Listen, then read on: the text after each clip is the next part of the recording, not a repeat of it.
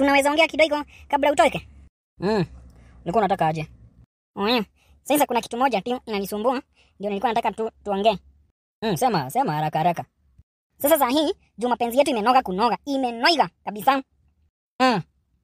Nilikuwa naona sasa ni wakati mwingine mwema wa kupata mtoito. Tuongezee katoito ndio mapenzi inoge kabisa. Ai. Hata usistuke. Utakubali my love? Mtoto nayo siwezi atikataa. Ati nikataa yani ile aizi. Wow. Thank you my love. Wewe ni mzuri sana. Wewe usijali tuko pamoja. Sitajali. Umemaliza? Naona kama kuna kitu kingine bado unataka kuniambia. Mambo ni mingi. Sema. Sasa ile wakati tulikuwa tumewachananga, kuna makosa kidogo ilifanyikanga. Makosa gani hiyo? Na kama tu vile Biblia inasemanga, a human is to err.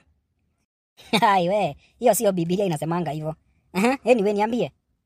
Kuna jamaa alikujanga kanidanganya ile wakati tulikuwa tumewachananga. Ati atanipenda na watoto wangu. Nilikuwa nakulanga chakula kama paracetamol 1x2. Unakula asubuhi na jioni. Sasa mimi nikamkubali. 1 2. Nikapata mimba. Najua makosa yote ni yangu. Na ninaomba msamaha.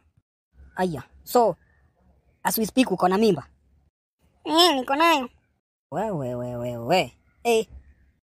Lakini wewe usijali.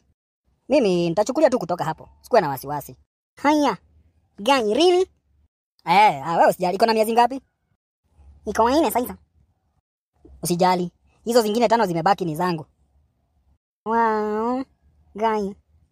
Why are you so weird?